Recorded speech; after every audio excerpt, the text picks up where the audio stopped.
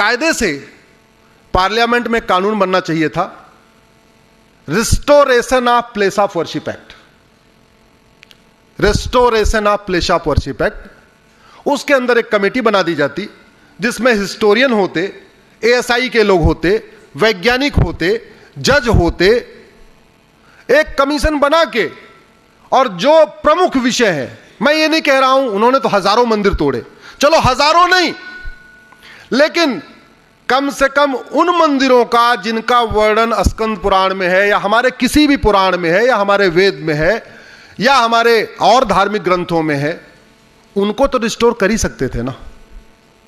कम से कम उन मंदिरों को तो रिस्टोर कर ही सकते हैं जिसके बारे में तोड़ने वाले ने खुद ही लिखवाया, हमने इसको तोड़वाया। तोड़ने वाला कह रहा है हमने तोड़वाया, साक्ष्य एविडेंस बता रहे हैं तोड़ा गया, हमारे धार्मिक ग्रंथ बता रहे हैं तोड़ा गया, हिस्टोरियन कह रहे हैं तोड़ा गया, एएसआई के लोग कह रहे हैं तोड़ा गया, लेकिन यह कानून कहता है कुछ भी हो जाए इसको तुम रिस्टोर नहीं करा सकते। मामला ये 2 जजों की बेंच से 3 जजों को रेफर हो गया है, अगली सुनवाई शायद 5 जजों को रेफर हो जाएगा, लेकिन प्लेस ऑफ वर्शिप एक्ट खत्म होगा इसकी गारंटी मैं लेता हूं।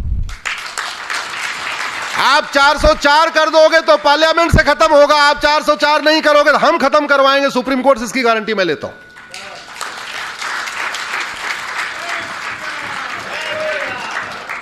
अच्छा, एक गुरुदेव और भी है जिसपे मुझे लगता है कि आप इस पे एक बड़ी भूमिका निभा सकते हैं।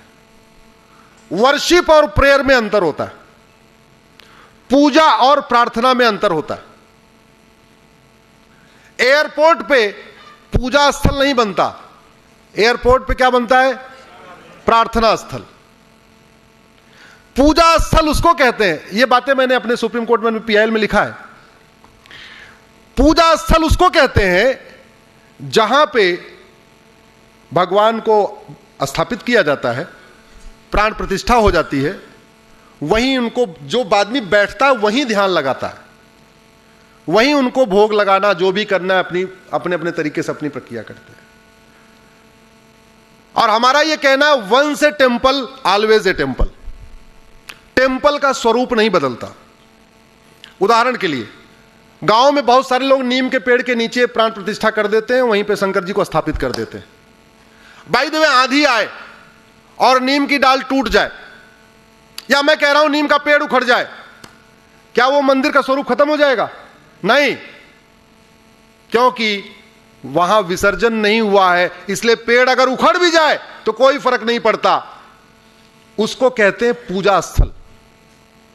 पीपल के पेड़ के नीचे बहुत सारे जगह शंकर जी के मंदिर होते हैं, शिवलिंग स्थापित होता है, लोग पूजा पाठ करते हैं। कई बार आंधी आती है, पीपल का पेड़ उखड़ जाता है, वहां की धार्मिक जो सैंक्टिटी है वो खत्म नहीं होती है, उसको कहते हैं पूजा स्थल। प्रार्थना स्थल उसको कहते हैं आप बैठे कहीं और हैं, ध्यान कहीं और लगा रहे हैं। पूजा स्थल उसको कहते हैं जहां आप बैठे हैं वहीं ध्यान लगा रहे हैं।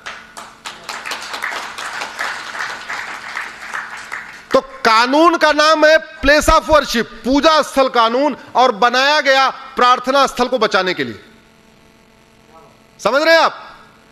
यह पूजा स्थल को बचाने के लिए नहीं है, यह प्रार्थना स्थल को बचाने के लिए। पूजा स्थल बदला नहीं जा सकता, हां विसर्जन के बाद बदला जा सकता है। गणेश पूजा हम लोग करते हैं,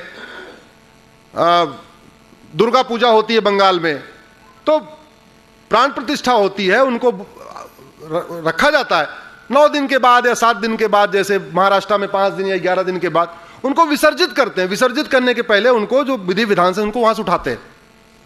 अगर नहीं करेंगे तो कंटिन्यू वहीं हो जाएंगे। ये जितने मंदिर तोड़े गए, चाहे काशी हो, काशी में मैं भी गया था बहस करने, जब अपना ज्ञानवापी वाला मुद्दा चल रहा था। हरिशंकर जैन जी, विष्णु जैन जी तो उसको लड़ी रहे, कभी कभी मुझे भी टाइम मिलता तो मैं भी यहां सुप्रीम कोर्ट जाता हूं। तो एक दिन मैं केवल इस कानून की वैलिडिटी गया था, जस्टिस अभी तो जज साहब रिटायर हो गए, उनके सामने मैंने एक ही बात कहा, यह बताइए ज्ञानवापी पूजा स्थल है कि प्रार्थना स्थल है? विरोधी पक्ष बोले जी ये तो प्रार्थना स्थल है। हमने कहा प्रार्थना स्थल है, फिर पूजा स्थल कानून का आपके ऊपर कैसे लागू हो जाए?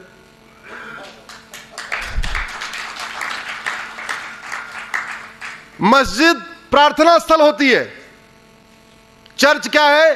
प्रार्थना स्थल। और मंदिर क्या होता है?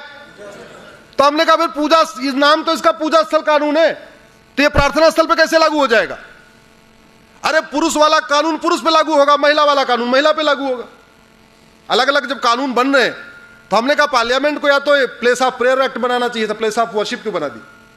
और दूसरा, जब ढांचा तोड़ा गया लेकिन वहां विसर्जन की प्रक्रिया तो हुई नहीं ज्ञानवापी में, भगवान शिव को विसर्जित तो किया नहीं किया। जब विसर्जित नहीं किया गया तो once a temple always a temple.